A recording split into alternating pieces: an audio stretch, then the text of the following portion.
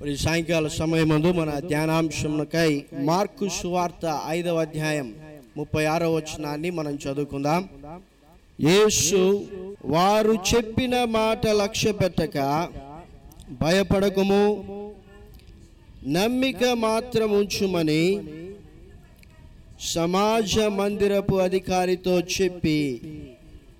Bible ఏం చెప్తుందంటే, నమ్ముట నీ వలనైతే నమ్మువానికి సమస్తము సాధ్యమే. చూడండి, నమ్మితే సమస్తము సాధ్యమని మనకు తెలుసు. ఆవిడ మన జీవితంలో అసాధ్యమైనటువంటి విషయాల్ని సాధ్యపరచుకోవాలంటే నమ్మాలని వాక్యం చెప్తూ ఉంది. అయితే ఎలా నమ్మాలి? దేవుడు మన నుండి ఎక్స్పెక్ట్ చేస్తున్నటువంటి ఆ నమ్మికను మనం ఎలా కలిగి ఉండగలుగుతాం అన్నటువంటిది మనము ఈ యొక్క సాయంకాల సమయం ముందు ధ్యానించున్నాం. మార్కు సువార్త 11వ అధ్యాయం 24వ వచనంలో యేసు ప్రభువులు వారు చెప్తున్నారు, అందుచేత చూడండి, ప్రార్థన చేయునప్పుడు మీరు అడుగుచున్న వాటినెల్లను పొంది ఉన్నామని నమ్ముడి, అప్పుడు అవి మీకు కలుగునని మీతో చెప్పుచున్నాను. కాబట్టి యేసు ప్రభువులు వారు చెప్తున్నారు, మీరు ప్రార్థన చేస్తున్నారు, బాగానే ఉంది. అయితే మీరు ప్రార్థన చేసేటప్పుడు ఏ విషయాల కొరకైతే మీరు ప్రార్థన చేస్తున్నారో వాటిని దేవుడు మీకు ఆల్రెడీ అనుగ్రహించాడని మీరు నమ్మినట్లయితే అవి మీకు కలుగుతాయని చెప్తున్నాడు. కాబట్టి నమ్మడం అన్నటువంటిది మన యొక్క విశ్వాస జీవితంలో చాలా ప్రాముఖ్యమైనటువంటిది. అయితే ఇక్కడ యేసు ప్రభు ఆ సమాజ మందిరపు అధికారితో ఆయన యేసు ప్రభువు యందు నమ్మిక ఉంచడానికి ఏం చేయాలంటే 3 విషయాలు చెప్తున్నాడు. నమ్మిక ఉంచుము అన్నటువంటి పదానికి ముందు భయపడకము అన్నటువంటి పదం మనకు కనిపిస్తోంది. భయపడకము అన్నటువంటి పదానికి ముందు లక్ష్య పెట్టకము అన్నటువంటి పదం కనిపిస్తోంది. 3 పదాలు. అప్పుడు మన లైఫ్లో దేవుడు కోరుతున్నటువంటి నమ్మకమును మనం కలిగి ఉండాలంటే, మనం ప్రార్థన చేస్తున్నప్పుడు మనము అడుగుతున్నటువంటి వాటిని పొందుకోవాల్సినటువంటి నమ్మికను మనం కలిగి ఉండాలంటే మన లైఫ్లో భయపడకుండా ఉండాలి. భయపడకుండా ఉండాలంటే ఏం చేయాలంటే, వారు చెప్పినటువంటి మాటను లక్ష్య పెట్టకమని యేసు ప్రభువులు వారు చెప్తున్నారు. పేతురు అలలను చూడనంత వరకు సముద్రం మీద చక్కగా నడవగలిగాడు. అయితే ఆయన లైఫ్లోనికి ఎప్పుడు భయం వచ్చిందంటే, అలలను చూసినప్పుడు, అలలను లక్ష్య పెట్టినప్పుడు పేతురు భయపడ్డాడు.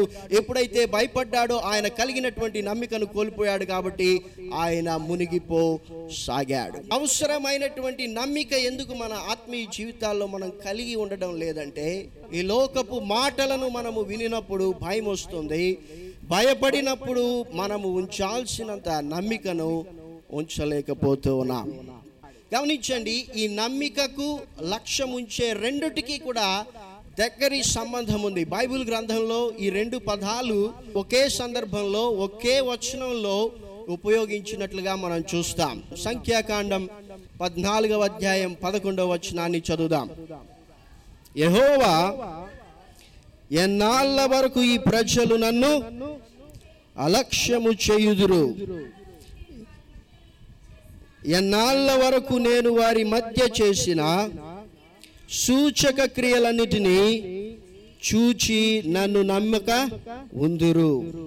అంటే దేవుడు ఇక్కడ వారితో ఏం చెప్తున్నారంటే, ఇజ్రాయేలీయులు నన్ను అలక్ష్యము చేసినంత వరకు వారి జీవితాల్లో నేను ఎన్ని అద్భుతాలు చేసినప్పటికీ వారు నా యందు నమ్మిక ఉంచలేరు. కాబట్టి దేవుణ్ణి నీవు అలక్ష్యం చేస్తే నీవు నమ్మిక ఉంచలేవు. కాబట్టి మన లైఫ్లో ఈ లోకము చెప్పేటువంటి మాటలను లక్ష్యము చేసినట్లయితే దేవుణ్ణి అలక్ష్యము చేసినట్లే, దేవుణ్ణి నిర్లక్ష్యము చేసినట్లే. కాబట్టి ఎప్పుడైతే దేవుణ్ణి నీవు అలక్ష్యము చేస్తావో దేవుని యందు నీవు ఉంచాల్సినటువంటి నమ్మికను ఉంచలేవు. చూడండి, యేసు ప్రభువు ఆయనతో చెప్తున్నటువంటి మాట ఏంటంటే, నమ్మిక ఉంచమంటున్నాడు. అంటే నమ్మిక లేదా ఆయనకి? నమ్మిక లేకుండానే చనిపోవడానికి సిద్ధంగా ఉన్న కుమార్తెను విడిచిపెట్టి యేసు ప్రభు ఎక్కడున్నాడో తెలుసుకొని యేసు ప్రభు దగ్గరకు వచ్చి ఆయన పాదాల మీద పడతాడా? నమ్మిక లేకుండానే యేసు ప్రభు నా ఇంటికి తీసుకొని పోవాలని ఆయన యేసు ప్రభుతో ప్రయాణం ప్రారంభిస్తాడా? నమ్మిక ఉంది. అయితే దేవుడు కోరుతున్నటువంటి నమ్మికను ఆయనకు అనుగ్రహించాలని యేసు ప్రభు ఆయనతో ఈ మాటలు చెప్తున్నాడు. మన నమ్మిక అన్నటువంటిది కాన్స్టెంట్గా ఉండాలని దేవుడు కోరుతున్నాడు. ఎప్పుడూ మన నమ్మిక స్థిరముగా ఉండాలని దేవుడు కోరుతున్నాడు. చాలాసార్లు మన నమ్మిక అన్నటువంటిది మన పరిస్థితులపైన ఆధారపడుతుంది. అయితే దేవుడు అలాంటి నమ్మికను కోరుకోవడం లేదు. ఆయన కలిగినటువంటి నమ్మిక ఏంటంటే, యేసు ప్రభువు చనిపోవడానికి సిద్ధంగా ఉన్నటువంటి నా కుమార్తెను బాగు చేయగలడు. అది ఆయనకున్నటువంటి నమ్మిక. అయితే దేవుడు ఆయనకి ఇవ్వాలనుకుంటున్నటువంటి నమ్మిక ఎలాంటిదంటే, నీ కూతురు చనిపోయినా బ్రతికించగలను. హల్లెలూయా.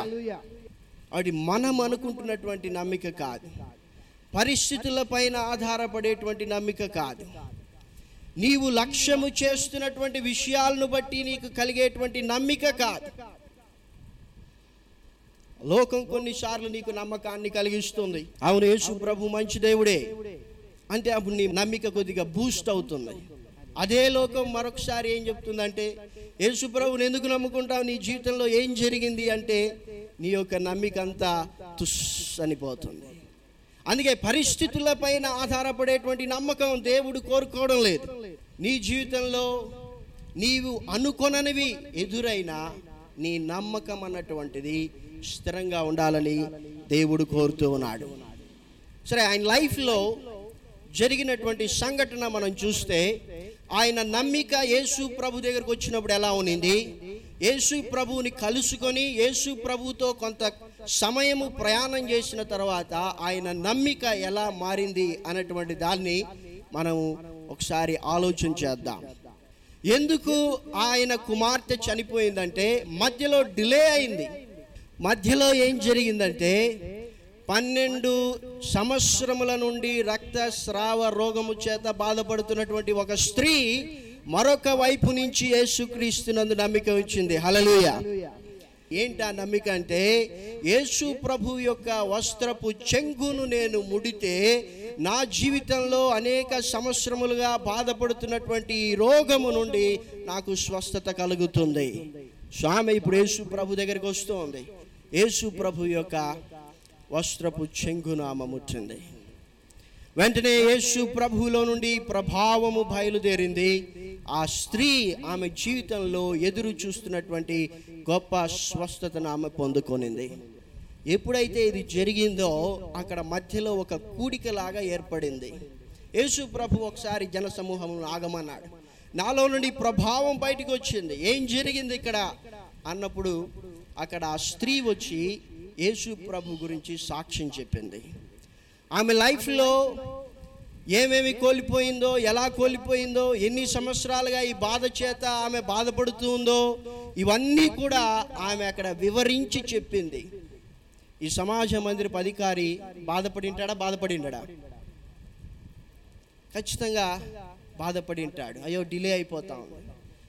ఆయన బాధపడుతూ ఉండగానే వచ్చారు మనుషులు ఇంటి దగ్గర నుంచి వచ్చి చెప్తున్నారు, నీ కుమార్తె చనిపోయింది. ఎందుకు ఆయన్ని ఇబ్బంది పెడతావు? నీ లైఫ్లో నీవు ఏ యొక్క స్వస్థత కోసం యేసు ప్రభు దగ్గరకు వచ్చావో ఇప్పుడు ఆమె చనిపోయింది. ఇంకా యేసు ప్రభు వచ్చినా ఆమె జీవితాన్ని బాగు చేయలేడు. కాబట్టి ఇక నీవు యేసు ప్రభువుని విడిచి వచ్చే చేయాల్సినటువంటి కార్యక్రమాలు చేద్దు అని చెప్పినప్పుడు నిజంగా ఆయన ఎంత బాధపడి ఉంటాడంటే, ఎంత నిరాశ నిస్పృహలోనికి ఆయన వెళ్ళి ఉంటాడంటే, ఆయన ఇంట్లో భార్య చెప్పే ఉంటుంది. ఏమనంటే, అయ్యా నువ్వెందుకు పోతావు, చనిపోయేటప్పుడు కూడా ఉండవా కూతురు దగ్గర? భార్యలు ఎప్పుడు అంతే కదా మాట్లాడేది, ఒకటి చేసినా ఎప్పుడు చేసినట్లే మాట్లాడతారు. ఇంతకాలం ఆ సమాజ మందిరంలో ఉండి ప్రజలకు సేవ చేసుకున్నావు, ఇంకా ఎందుకు ఇప్పుడు కూడా చనిపోయేటప్పుడు నీవు కూతురి దగ్గర లేకుండా ఉంటావని ఆమె ప్రశ్నించుంటుంది. ఆయన చాలా నిరాశపడి ఉంటాడు. ఏం చేయాలో దిక్కు తోచుండదు. మనలో కొంతమంది అయితే ఆ రక్తస్రావ రోగము చేత బాధపడుతున్నటువంటి స్త్రీని కొట్టేదానికి పోయి ఉంటాం. నీ వల్లే ఈ విధంగా జరిగింది, ఇప్పుడే రావాలా, ఇప్పుడే నీవు అవన్నీ చెప్పాలా అని ఆమె మీద కొంతమంది కోప్పడేవారు ఉంటారు. ఇంకా కొంతమంది యేసు ప్రభు మీదే కోప్పడి ఉంటారు. ప్రభువా నీకు తెలీదా, నా కూతురు అక్కడ చనిపోతుంది కదా, ఎందుకు మధ్యలో ఈ విషయాన్ని నీవు అనుమతించావు? నీకు తెలీదా? తెలుసు కదా, నేను నమ్మికతోనే కదా నీ దగ్గరికి వచ్చా, ఇప్పుడు ఏమైంది చూడు, నా కుమార్తె చనిపోయింది అని యేసు ప్రభువుని ప్రశ్నించేటువంటి వారిగా మనలో కొంతమంది ఉండేటువంటి వారు. చాలాసార్లు మన విశ్వాస జీవితం, ఆత్మీయ జీవితం మధ్యలోనే ఆగిపోతుంది. ఎందుకంటే మధ్యలో నీవు ఏదో ఒక విషయాన్ని లక్ష్య పెడుతూ ఉన్నావు. నమ్మిక లేదా అంటే నమ్మిక ఉంది, యేసు ప్రభువునందు నమ్మిక ఉంచావు, రక్షించబడ్డావు, విశ్వాస జీవితాన్ని ప్రారంభించావు. అయితే మధ్యలో నీ విశ్వాస జీవితంలో ఎందుకు చాలాసార్లు వెనక్కి వెళ్ళిపోతున్నావు అంటే మధ్యలో నీకు చాలా స్వరాలు వినిపిస్తున్నాయి, ఈ లోకపు వార్తలు వినిపిస్తున్నాయి, ఈ లోకస్తులు చెప్తున్నటువంటి మాటలు నీకు వినిపిస్తున్నాయి. నువ్వు యేసు ప్రభువునందు నమ్మిక ఉంచావు. ఇప్పుడు ఏం జరిగింది చూడు. నీ జీవితంలో దేనికోసమైతే యేసు ప్రభు దగ్గరికి వచ్చావో ఇప్పుడు ఆ సమస్యను పరిష్కారము చేసుకోలేనటువంటి స్థితిలోనికి వెళ్ళిపోయింది. ఇంకా ఎందుకు యేసు ప్రభువుని వెంబడిస్తావు? ఇంకా ఎందుకు ఆయనకు ప్రార్థన చేస్తావు? ఇంకా ఎందుకు బైబిల్ చదువుతావు? ఇప్పుడు నీ లైఫ్లో నీవు పొందుకోవాలనుకున్నటువంటిది నీవు ఆల్రెడీ కోల్పోయావు అన్నటువంటి ప్రశ్నలు, స్వరాలు నీ జీవితంలో వినిపిస్తూ ఉంటాయి. చాలామంది ఈ యొక్క స్టేజ్లో విశ్వాస జీవితాన్ని వదిలి వెళ్ళిపోతారు. అవును కదా, నేను పాస్ అవ్వాలనే కదా యేసు ప్రభువునందు నమ్మిక ఉంచింది, అయితే నా లైఫ్లో నేను ఫెయిల్ అయిపోయా, ఇంకెందుకు యేసు ప్రభువుని నేను వెంబడించాలి? అవును, నా వివాహ జీవితం చక్కగా ఉండాలనే కదా యేసు ప్రభువుని నేను వెంబడించింది, నా వివాహ జీవితంలో ఇప్పుడు సమస్యలు వచ్చాయి, ఇప్పుడు నేను ఎందుకు యేసు ప్రభువుని వెంబడించాలి? నా జీవితంలో అన్నీ మంచిగా జరుగుతాయని కదా నేను యేసు ప్రభువునందు నమ్మిక ఉంచింది, అయితే ఇప్పుడు ఎందుకు నా జీవితంలో ఈ యొక్క కష్టాలు, ఇరుకులు, ఇబ్బందులు అని అక్కడ నుండి వెనక్కి వెళ్ళిపోతూ ఉన్నారు. అయితే దేవుడు నీ జీవితంలోనికి ఆ పరిస్థితి ఎందుకు అనుమతించాడంటే నీవు నమ్మిక ఉంచినటువంటి నమ్మిక సరైనటువంటిది కాదు, లేకపోతే దేవుడు నీ నుండి కోరుతున్నటువంటి నమ్మిక అది కాదు. కాబట్టి నీ నమ్మికను దేవుడు కోరుతూ ఉన్నటువంటి నమ్మికగా మార్చడానికే ఆ స్థితిని దేవుడు అనుమతించాడు. ఎందుకు ఈ సమాజ మందిరపు అధికారి జీవితంలోనికి ఈ యొక్క స్థితి వచ్చిందంటే ఆయన లైఫ్లో దేవుడు ఆయనకు కలిగించాలనుకుంటున్నటువంటి నమ్మిక ఏంటంటే నీ కుమార్తె చనిపోవడానికి సిద్ధంగా ఉన్నప్పుడే కాదు నేను సహాయం చేయగలిగింది, నీ కుమార్తె చనిపోయినా నేను తిరిగి లేపడానికి శక్తి కలిగినటువంటి వాడు, నా శక్తి అంత గొప్ప శక్తి అని నీవు తెలుసుకోవాలని దేవుడు ఆయన లైఫ్లోనికి పరిస్థితిని తీసుకొని వచ్చాడు. ఈయన నమ్మికకు కొన్ని సరిహద్దులు ఉన్నాయి కాబట్టి చనిపోయిందంటే ఇంకా మళ్ళా నమ్మకం ఉంచడానికి ఆయనకి శక్తి లేదు, నమ్మకం ఉంచలేడు. అయితే దేవుడు ఆయన లైఫ్లో ఆయనకి నేర్పిస్తున్నటువంటి పాఠం ఏంటంటే ఈ యొక్క స్త్రీ ఎన్ని సంవత్సరాల నుండి రక్తస్రావ రోగం చేత బాధపడుతుంది? 12 సంవత్సరాల నుండి స్త్రీ రక్తస్రావ రోగం చేత బాధపడుతుంది. ఎందుకు దేవుడు ఈ స్త్రీని అక్కడ సాక్ష్యం చెప్పన్నాడంటే ఈయనలో లేనటువంటి గొప్ప నమ్మికను ఈయనకి కలిగించడానికి. హల్లెలూయా. ఆ సమాజ మందిరపు అధికారి కుమార్తె వయసు ఎంత? 12 సంవత్సరాలు. ఎప్పుడైతే నేను అనేక తిప్పలు పడి నాకు కలిగిన దాన్నంతా వ్యయము చేసుకొని సమస్తాన్ని నష్టపరుచుకొని ఇక జీవితంలో ఎంత మాత్రము ప్రయోజనము లేదని అనుకుంటూ ఉన్నానో అప్పుడు యేసు ప్రభువుని ముట్టినప్పుడు 12 సంవత్సరాల నుండి బాధపడుతున్నటువంటి రోగము బాగైందని చెప్పిందో ఈ యొక్క సమాజ మందిరపు అధికారిలో గొప్ప విశ్వాసం కలిగింది. 12 సంవత్సరాల నుండి బాధపడుతున్నటువంటి ఈ స్త్రీని దేవుడు బాగు చేసినప్పుడు యేసు ప్రభు దగ్గరికి నేను వచ్చి ఆయన పాదాల మీద పడినప్పుడు 12 సంవత్సరాలకే చనిపోతున్నటువంటి లేకపోతే చనిపోయినటువంటి నా కుమార్తెను ఆయన ఎందుకు బాగు చేయలేడు? అవును, నేను చేయగలడు. అందుకే ఆయన అంటున్నాడు వారితో, సరే యేసు ప్రభుతోనే మనం వెళ్దాం. ఒకటి, నీ లైఫ్లో నీ ఆత్మీయ జీవితాన్ని మధ్యలో వెనక్కి తీసుకొని పోవద్దు. సైతాను ఎప్పుడు నీ ఆత్మీయ జీవితాన్ని మధ్యలోనే నాశనం చేయాలని చూస్తూ ఉంటాడు. నీ జీవితంలో కూడా నమ్మికతో యేసు ప్రభు దగ్గరకు వచ్చావు, యేసు క్రీస్తునందు విశ్వాసం ఉంచావు, ఇప్పుడు రక్షింపబడ్డావు, యేసు ప్రభుతో నడుస్తూ ఉన్నావు, నీ ఆత్మీయ జీవితం కొనసాగుతూ ఉంది. అయితే ఇప్పుడు మధ్యలో నీ ఆత్మీయ జీవితాన్ని అడ్డుకోవాలని అపవాది ప్రయత్నం చేస్తూ ఉంటాడు. నీ ఆత్మీయ జీవితంలో ఎందుకు ఈ పరిస్థితి? ఎందుకు దేవుడు నన్ను అర్థం చేసుకోలేదు? ఇది చాలా మందికి వచ్చేటువంటి ప్రశ్న. నా బాధను దేవుడు చూడడం లేదా? అయ్యో, అక్కడ నా కుమార్తె చనిపోతూ ఉండడం దేవుడు చూస్తూనే ఉండింటాడు కదా. ఎందుకు ఆయన మధ్యలో దీన్ని అనుమతించాడు? నా జీవితంలో ఎందుకు దేవుడి కష్టాలను అనుమతించాడు? ఎందుకు ఇరుకులు, ఇబ్బందులు ఎందుకు? ఇప్పుడు నా చుట్టుపక్కల ఉన్నటువంటి వారు, నా ఇంటి వారు, నా స్నేహితులు, నా బంధువులు ఇప్పుడు నన్ను ప్రశ్నిస్తున్నారు, నీవు ఎందుకోసమైతే యేసు ప్రభు దగ్గరికి వచ్చావో ఆ పరిస్థితి చెయ్యి దాటిపోయింది. ఏమైంది? యేసు ప్రభు దగ్గరికి వచ్చావు కదా, నీ కుమార్తె అక్కడ చనిపోయింది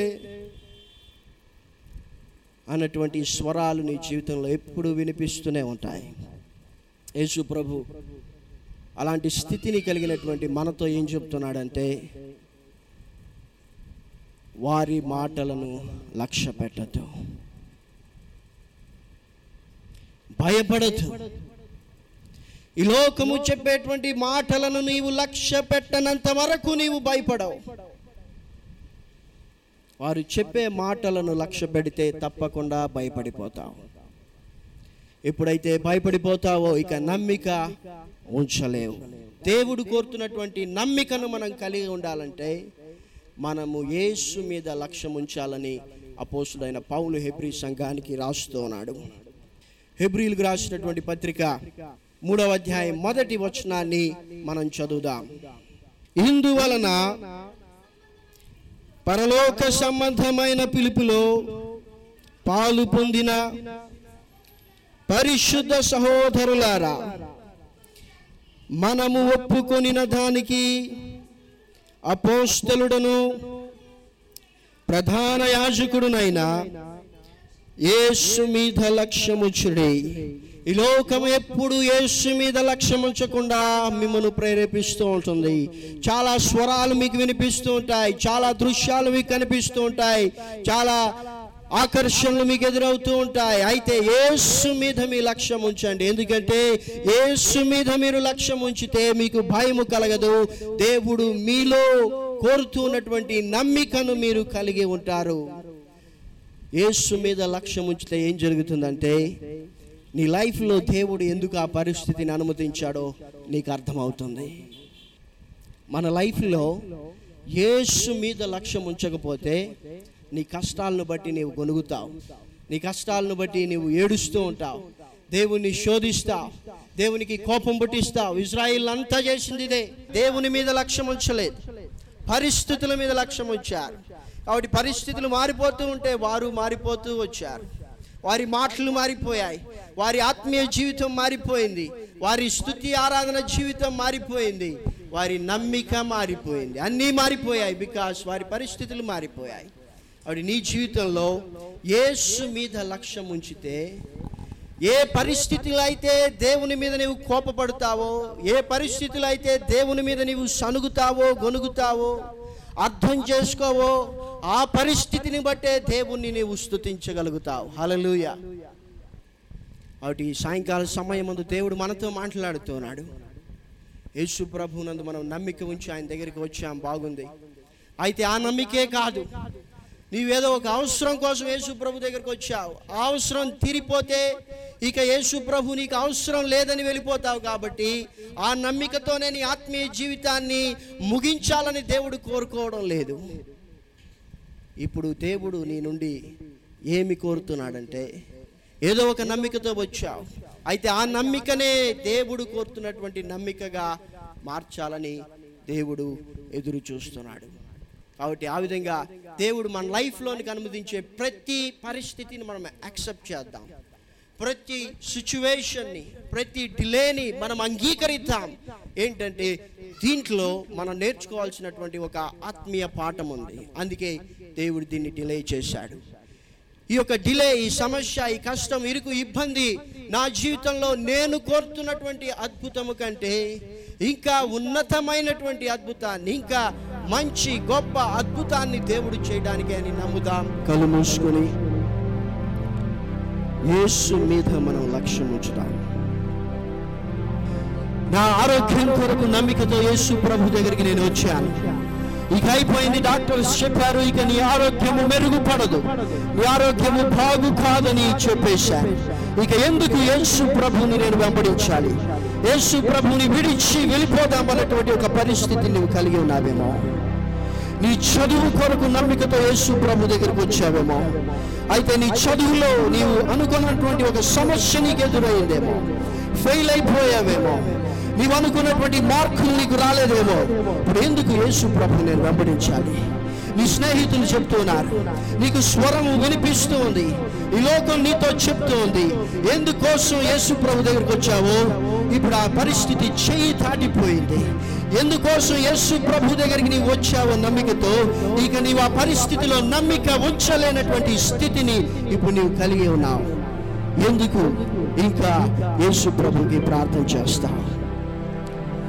నీ ఆత్మీయ జీవితాన్ని విడిచిపోతే ఎందుకు ఈ పరిస్థితిలో ఇంకా యేసు ప్రభువుని వెంబడించడం? ఈ స్వరాలు ఎప్పుడు అపవాది నీకు వినిపిస్తూనే ఉంటుంది. ప్రియబిడ్డ, ఈ స్వరాన్ని నీవు లక్ష్య పెట్టద్దు. ఈ స్వరాన్ని నీవు లక్ష్య పెట్టకపోతే నీకు భయము కలగదు. అవును, నా లైఫ్లో నేను వచ్చినటువంటి ఆ యొక్క విషయము నా జీవితంలో ఇప్పుడు జరగలేదు, అయితే దేవునికి స్తోత్రం, దేవుడు ఈ పరిస్థితిలో కూడా నన్ను బాగు చేయగలడు. అవును, నేను ఫెయిల్ అయిపోయిన నా జీవితాన్ని తిరిగి దేవుడు బాగు చేయగలడు అన్నటువంటి నమ్మికను దేవుడు నీలో కలిగించాలని దేవుడు కోరుతున్నాడు. నీ ఆత్మీయ జీవితాన్ని విడిచిపెట్టవద్దు. నీ విశ్వాస జీవితాన్ని ఆపివేయవద్దు. యేసు మీద నీవు లక్ష్యం ఉంచు. నీవు డైలీ బైబిల్ చదువు. నీ పరిస్థితులు నీకు అనుకూలంగా ఉన్నా బైబిల్ చదువు, నీ పరిస్థితులు నీకు ప్రతికూలంగా ఉన్నా బైబిల్ చదువు. నీ జీవితంలో నీవు అనుకున్నవి జరిగినా ప్రార్థన చేయి, జరగకపోయినా ప్రార్థన చేయి. నీ పరిస్థితులను బట్టి నీ ఆత్మీయ జీవితాన్ని విడిచిపెట్టద్దు. దేవుడు నిన్ను బాధ పెట్టాలని కాదు, దేవుడు నిన్ను అర్థం చేసుకోలేదని కాదు, మరొక వైపు నీ జీవితంలోనికి వస్తున్నటువంటి సమస్యను దేవుడు చూడలేదని కూడా కాదు. నీ నమ్మికను దేవుడు అభివృద్ధి పరచాలని కోరుతున్నాడు. నీ విశ్వాస జీవితానికి అవసరమైనటువంటి నమ్మికను దేవుడు నీకు నేర్పించాలని ఇష్టపడుతున్నాడు. ఆయన నేర్పించేటువంటి చక్కటి టీచర్. ఆయన నేర్పిస్తాడు నీకు. నీ లైఫ్లో నీవు ఎలా చెబితే నేర్చుకోగలవో ఆయనకు తెలుసు. నీవు ఎలా చెబితే అర్థం చేసుకుంటావో ఆయనకు తెలుసు. అందుకే నీ జీవితంలోనికి ఆయన ఈ పరిస్థితిని అనుమతించాడు. తెగులు పడద్దు, నిరాశపడద్దు, విసిగిపోవద్దు. విసుగక ప్రార్థన చేయమని దేవుడు చెప్తున్నాడు. అపవాది ఎప్పుడు విసిగిస్తాడు. ఎందుకు ఇంకా ప్రార్థన చేస్తావు? అయిపోయింది కదా, చేయి దాటిపోయింది, పరిస్థితులు మించిపోయాయి, నీవు అనుకున్నది జరగలేదు, ఇంకా ఎందుకు నేను ప్రార్థన చేయాలి అన్నటువంటి స్థితిని నువ్వు కలిగి ఉంటే దేవుడు నీతో మాట్లాడుతున్నాడు. ప్రియమైన బిడ్డ, డోంట్ గివ్ అప్. నీ ఆత్మీయ జీవితాన్ని నీవు విడిచిపెట్టవద్దు. ఈ లోకం చెప్పేటువంటి మాటలు నీవు లక్ష్య పెట్టవద్దు. ఈ లోకం చెప్పేటువంటి మాటలను లక్ష్య పెడితే నీకు భయం కలుగుతుంది. ఇంతకాలం చర్చికి వెళ్ళా, ఇంతకాలం బైబిల్ చదివా, ఇంతకాలం ప్రార్థన చేశా, చావడానికి సిద్ధంగా ఉన్న నా కుమార్తెను విడిచి యేసు ప్రభు దగ్గరకు వచ్చానే, ఇప్పుడు నా కుమార్తె చనిపోయింది. యేసు మీద లక్ష్యం ఉంచుదాం. దేవుని వాక్యం మీద మనం లక్ష్యం ఉంచుదాం. దేవుని వాక్యం మనకు ధైర్యాన్ని కలిగిస్తుంది. చనిపోయిన నా స్థితిని దేవుడు తిరిగి బ్రతికించగలడన్నటువంటి ధైర్యాన్ని దేవుని వాక్యాన్ని కలిగిస్తుంది. చెడిపోయిన నా జీవితాన్ని ఆయన బాగు చేయగలనటువంటి నమ్మికను దేవుని వాక్యాన్ని కలిగిస్తుంది. దేవుని వాక్యం మీద నీవు లక్ష్యం ఉంచగలిగితే, దేవుని న్యాయ విధులను నీవు లక్ష్య పెట్టినట్లయితే, దావీదు వలె దేవుని ఉపదేశములను నీవు లక్ష్య పెట్టినట్లయితే, దావీదు వలె దేవుని యొక్క ఆజ్ఞలను నీవు లక్ష్య పెట్టినట్లయితే, నీ జీవితంలో దేవుడు అనుమతిస్తున్నటువంటి ప్రతి పరిస్థితిలో నీవు నేర్చుకునే ఆత్మీయ పాఠాన్ని నీవు గుర్తించగలుగుతావు. ఎన్నిసార్లు మన ఆత్మీయ జీవితంలో దేవుడు నేర్పించాలని ప్రయత్నం చేస్తున్న పాఠాలను నేర్చుకోలేక మన ఆత్మీయ జీవితాన్ని నశింపజేసుకున్నాం. ఎన్నిసార్లు ఈ విధంగా మన ఆత్మీయ జీవితంలో జరిగింది? ఒకసారి మన జీవితాలను పరిశీలన చేసుకుందాం. ఈ రోజు నుంచి మనం దేవునితో ఒక ఒప్పందం చేసుకుందాం. ప్రభా, నేను ఇంకా ఎప్పుడు నిన్ను ప్రశ్నించాను నాయన. నేను దేనికోసమైతే ప్రార్థన చేస్తున్నానో అది జరగకపోయినా నా జీవితంలో ఇక నేను నిన్ను ప్రశ్నించను. ఎందుకంటే నా జీవితంలో అది మీరు అనుమతించలేదంటే, దాన్ని మీరు అనుగ్రహించలేదంటే, మీరు నాకు నేర్పిస్తున్నటువంటి ఒక పాఠం ఉంది. నేను అడుగుతున్నది ఇంకా నా లైఫ్లో ఎందుకు మీరు దయచేయలేదంటే, నేను అనుకుంటున్నటువంటి విధంగా మీరు ఎందుకు నాకు సహాయం చేయడం లేదంటే, నన్ను బాధ పెట్టడానికి కాదు, నన్ను అర్థం చేసుకోలేదని కాదు, మీరు నన్ను దృష్టించడం లేదని కాదు ప్రభువా, మీరు ఇంకా ఉన్నతమైనటువంటి స్థితిలోనికి నన్ను నడిపించాలని నేను అర్థం చేసుకుంటున్నా. అది నా లైఫ్లో నేను తీర్మానం చేస్తున్నాను నాయన. త్వరపడి మాట్లాడను, త్వరపడి నా ఆత్మీయ జీవితాన్ని విడిచిపెట్టను, త్వరపడి నా ఆత్మీయ జీవితాన్ని నాశనం చేసుకోను ప్రభువా అని ఆయన్ను మనము అడుగుతున్నాం. ఆయనతో ఒక ఒప్పందం చేసుకుందాం, ప్రార్థన చేసుకుందాం. పరలోకమందున తండ్రి, మీ పరిశుద్ధమైన నామమును బట్టి మిమ్మల్ని స్తుతిస్తున్నాం. చాలాసార్లు మా జీవితాల్లో ఈ లోకపు మాటలను లక్ష్య పెట్టి నష్టపోయాం ప్రభువా. మేము ఈ లోక మాటలను లక్ష్య పెట్టకూడదని, ధనాన్ని లక్ష్య పెట్టకూడదని, పాపాన్ని లక్ష్య పెట్టకూడదని మీ వాక్యము సెలవిస్తోంది. మా లక్ష్యము ఈ విషయాల మీద ఉంచినప్పుడు యేసు మీద మేము లక్ష్యం ఉంచలేము నాయన. అందుకే తండ్రి, మీ మీద లక్ష్యం ఉంచడం మాకు నేర్పించండి. ఇదో ప్రభా, మీ వాక్యములో మీరు మా నుండి కోరుతున్నటువంటి నమ్మికను మేము కలిగి ఉండడానికి, మీ మీద లక్ష్యం ఉంచడానికి సహాయం చేయండి ప్రభువా.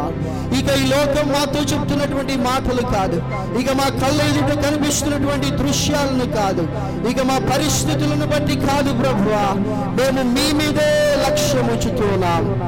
మాకు అవసరమైనటువంటి నమ్మికను మీరు కలిగించండి. ఒకవేళ నాయన ఈ సాయంకాల సమయంలో మేము ఏ నమ్మికతో మీ దగ్గరికి వచ్చామో ఆ పరిస్థితిని మేము కోల్పోయామేమో, ఇక ఆ పరిస్థితిలో మీరు సహాయము చేయలేనటువంటి పరిస్థితిగా కనిపిస్తుందేమో తండ్రి, కనికరించండి నాయన. మాకు అవసరమైనటువంటి నమ్మికను మీరు కలిగించండి. అపనమ్మిక కలగకుండా సహాయం చేయని ఆ యొక్క కుమారుని తండ్రి ప్రార్థన చేసినట్లుగా మేము ప్రార్థన చేస్తున్నాం తండ్రి. మా జీవితాల్లో అపనమ్మికను కలిగిస్తున్నటువంటి ప్రతి విషయం నుండి మమ్మల్ని విడిపించండి, ప్రతి విషయం నుండి మమ్మల్ని దూరపరచండి ప్రభువా. నమ్మిక కలగడానికి అవసరమైనటువంటి పరిస్థితులను మా జీవితంలోనికి మీరు అనుమతించండి ప్రభువా. చాలాసార్లు మేము ప్రార్థన చేశాం, ప్రభా ఈ కష్టం నా జీవితంలోనికి వద్దు, ఈ ఇరుకు ఈ ఇబ్బంది నా జీవితంలోనికి వద్దు, ఈ అనారోగ్యం నా జీవితంలోనికి వద్దు. అయితే ఈ సాయంకాల సమయం ముందు మొరపెడుతున్నాను, మా నమ్మికను అభివృద్ధి చేయడానికి, మా విశ్వాసాన్ని అభివృద్ధి చేయడానికి, మా ఆత్మీయ జీవితాన్ని అభివృద్ధి చేయడానికి అవసరమైన ప్రతి కష్టమును మా జీవితంలోనికి అనుమతించండి, ప్రతి ఇరుకును ఇబ్బందిని మా జీవితంలోనికి అనుమతించండి. ఎందుకంటే ఈ పరిస్థితుల గుండా వెళ్ళకపోతే మా జీవితము అభివృద్ధి చెందదు ప్రభువా. ఆత్మీయ జీవితం అభివృద్ధి చెందాలి, మేము మీ వలే ఎదగాలి, మా సమస్త ప్రవర్తనలో మేము పరిశుద్ధులుగా ఉండాలి ప్రభువా. కాబట్టి దానికి అవసరమైన ప్రతి పరిస్థితిని మా జీవితంలోనికి అనుమతించండి. ఆ పరిస్థితిలో మీరు నేర్పించాలనుకుంటున్నటువంటి ఆ గొప్ప పాఠాన్ని నేర్చుకునేటువంటి కృపను ఇప్పుడున్నటువంటి మా అందరికీ దయచేయమని, మీ మీద లక్ష్యం ఉంచడం మాకు నేర్పించమని యేసుక్రీస్తు నామమున ప్రార్థిస్తున్నాను తండ్రి. ఆమేన్.